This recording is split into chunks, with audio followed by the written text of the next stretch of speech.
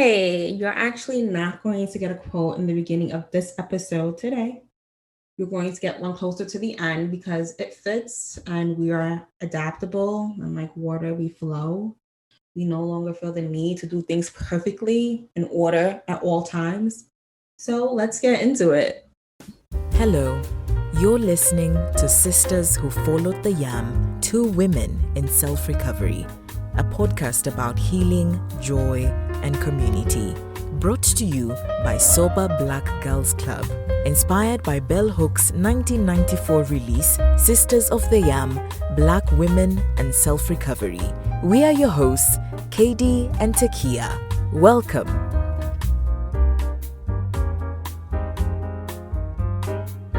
It's me, Katie. I know it's been a while since we last spoke. Taki and I were supposed to record yesterday, but due to time conflicts, we couldn't. We spoke again today, and we agreed that from here on, this podcast will be a one-woman show featuring me. As you guys probably already know, Takia works full-time, is a full-time mom, is in sobriety, so she has a lot going on.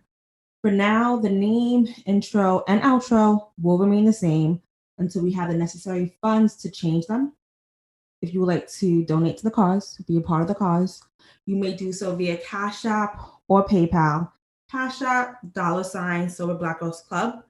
To donate via PayPal, I guess you only need our email address, and that is hello@soberblackgirlsclub.com.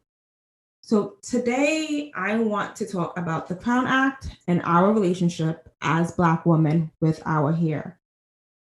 For those of you that do not know, the Crown Act is an act, clearly, a law, a legislation that legally protects people in workplaces from discrimination based on their natural hair.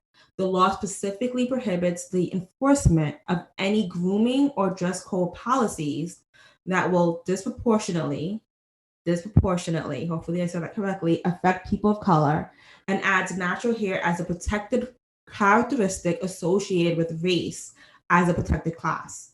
This includes bans on certain styles like afros, braids, twists, cornrows, locks. So as far as I know, variations of the Crown Act have been passed in California, New Jersey, and in New York. I wanted to talk about the Crown Act today because this past Saturday on July 3rd was Crown Day, and it had me reflecting on my own relationship with my hair. More specifically, it had me thinking about a moment I had in first grade. It had me thinking about my time using perms and weaves, the natural hair movement as a whole, and my relationship with my hair today. So, as many of you guys probably already know, I am a child or the child, 1 out of 5, to 2 Nigerian immigrants. And while I was in elementary school, my parents were still fairly new to this country. My mom really couldn't braid, as in do cornrows, and I guess I, take that characteristic from her. She couldn't really do hair in general, if I have to be honest. Like she couldn't really do pigtails or ponytails.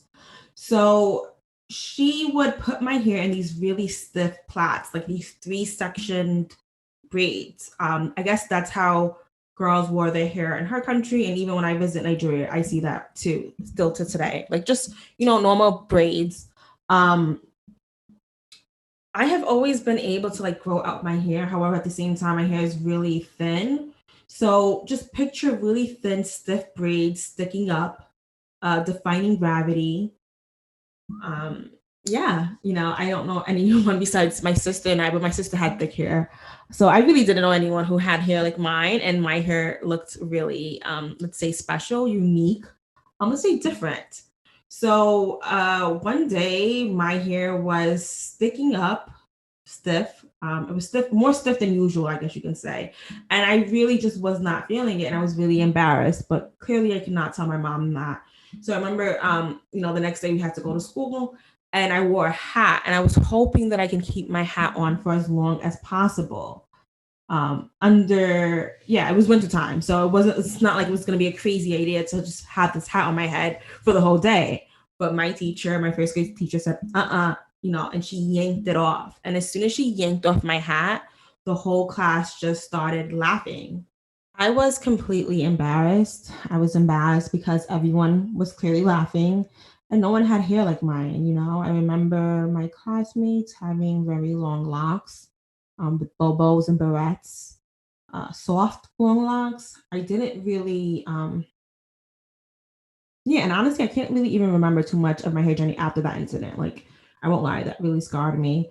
I think I got my first perm in middle school, and up until law school, it was perms, leave outs, and weaves for me. My parents were paying for none of that, so I did it myself. So you can imagine sloppy, damaged hair, just a mess. In law school, I did start to wear wigs. The natural hair movement became a thing at that time, so protective styles were okay. You remember before as a kid, like wearing wigs were like no no. Our mom got made fun of by friends, jokes on just for like wearing a wig. But around this time, I believe, let's say 2015, 16, 17, it became somewhat normalized protective hairstyles. Fast forward to January 2021, this year, I cut off all my hair.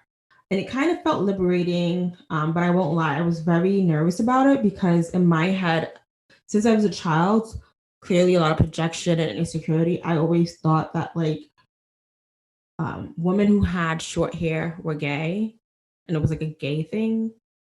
And I am clearly gay, but up until then, I've been wearing my hair like in a long protective styles or just out weaves. And I just thought that like wearing long hair hid my gayness and it just allowed me to somewhat like pass, like move around the world passing. And I kind of took advantage of that. In Killing Rage, Ending Racism, Bell Hooks says, since the notion that we should all forsake attachment to race and or cultural identity and be just humans within the framework of white supremacy has usually meant that subordinate groups must surrender their identities, beliefs, values, and assimilate by adopting the values and beliefs of privileged class white people. Rather than promoting racial harmony, this thinking has created a fierce cultural protectionism. I'll say that again because it was a lot. Since the notion that we should all forsake attachment to race and or cultural identity and be just humans within the framework of white supremacy has usually meant that subordinate groups must surrender their identities, beliefs, values, and assimilate by adopting the values and beliefs of privileged class white people. Rather than promoting racial harmony, this thinking has created a fierce cultural protectionism. When I think of that incident involving myself in the first grade, matter of fact, when I think of Katie in the first grade, in middle school, high school, college, and law school, I feel sad, but also relieved that I have come to an understanding that my hair is my hair and it will forever do its own thing. And it has every right to. Like I said earlier, I cut my hair in January, so it's pretty short right now. Sometimes it cooperates, sometimes it doesn't. When you read editorial magazines, directors are using wire and thread to get their model's hair to defy gravity, and my hair does that naturally on its own. No wire, no thread. Now, to be perfectly clear, I'm not against weaves, perms, or wire and thread. I think we should all be allowed to do what we want due to creative expression and individualism. And not because we feel the need to simulate or because we're scared of being outed or fired from a job or laughed at in school. So before I end this episode, I want to say happy belated Crown Day. You're beautiful. Your hair is beautiful. End of story. Talk to you later.